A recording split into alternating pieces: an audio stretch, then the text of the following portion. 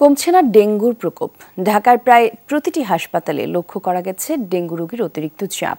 শনিবার সকালে সোহরাওয়ার্দী হাসপাতালে ডেঙ্গু ওয়ার্ডের প্রতিটি বেডেই ছিল রোগী। কেউই ডেঙ্গুতে আক্রান্ত 5 দিন ধরে, কেউ বা আবার তার বেশি দিন।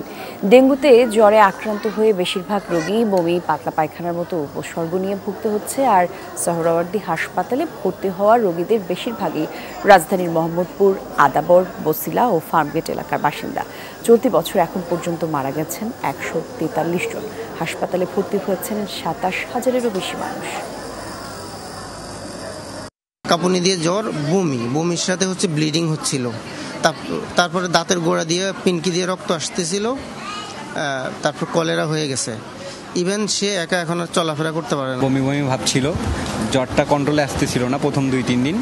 তারপরে 3-4 দিন থেকে এখন আর কি একটু কমে গেছে। আজকে ওকে রিলিজ করব। প্রথম বরিশাল ভর্তি ছিল, বরিশাল থেকে বলছে ঢাকা নিয়ে আসতে, ঢাকা নিয়ে আসলাম। তো এখন আগের থেকে অনেক উন্নত। রাজধানীতে ডেঙ্গুর প্রকোপের আরও কিছু তথ্য আমরা জানবো।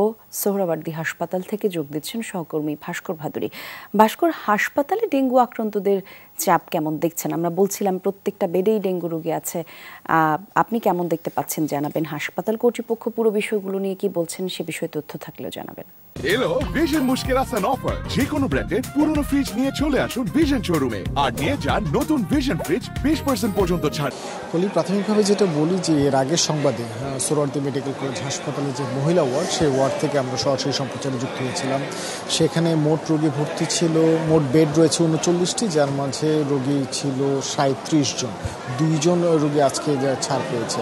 এবং তার পরবর্তীতে এই মুহূর্তে আমরা রয়েছে সোহরাওয়ার্দী মেডিকেল কলেজ হাসপাতালে যে পুরুষ ওয়ার্ড, সেই পুরুষ ওয়ার্ডে এখানে মোট বেড রয়েছে 60টি এবং এই 60টি বেডের প্রায় 60টি বেডই কিন্তু রোগীতে পরিপূর্ণ।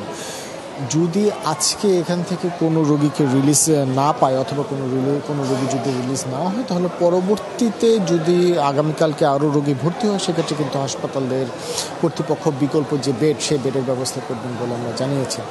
তথ্যের হিসেবে জানিয়ে রাখতে চাচ্ছি, গত 24 ঘন্টায় এই হাসপাতালে 120 জন রোগী ভর্তি হয়েছে। আর বিভিন্ন রোগী এবং কর্তব্যরত যে সকল চিকিৎসকরা রয়েছেন তাদের সাথে আমরা সরাসরি কথা বলছিলাম। তারা আমাদেরকে জানিয়েছেন যে ডেঙ্গুতে আক্রান্ত হয়ে যাদের অবস্থা গুরুতর, তারাই কিন্তু হাসপাতালগুলোতে ভর্তি হচ্ছে। এবং এবার যে বিষয়টি হচ্ছে যে যা গতবারে কিছুটা কম ছিল, যে বিষয়টা আমরা লক্ষ্য করতে পেরেছি যে অর্থাৎ চিকিৎসকরা বলছেন যে শরীরে ডেঙ্গু আক্রান্ত হবার পর শরীরে বিভিন্ন স্থান থেকে রক্তক্ষরণ এবং নতুন যে একটি পার্শ্ব প্রতিক্রিয়া, যে শরীরে বিভিন্ন স্থান অর্থাৎ পাতলা পায়খানা এবং বমির সাথে তো রক্তক্ষরণ হচ্ছেই, তার পাশাপাশি মাড়ি অর্থাৎ দাঁতের বিভিন্ন পাশ থেকে মাড়ি অথবা বিভিন্ন দাঁত থেকে কিন্তু রক্তক্ষরণের ঘটনা ঘটছে। এমন রোগীর সংখ্যাও কিন্তু বেশি। এবং যে সকল রোগীরা, সেটা পুরুষ অথবা মহিলা, যেখানে হোক না কেন, মূলত আদাবর, ফার্মগেট এবং মোহাম্মদপুর এলাকার রোগীরাই কিন্তু এখানে সোহরাওয়ার্দী মেডিকেল কলেজ হাসপাতালে বেশিরভাগই ভর্তিকৃত অবস্থায় রয়েছে। অনেক ধন্যবাদ আপনাকে ভাস্কর।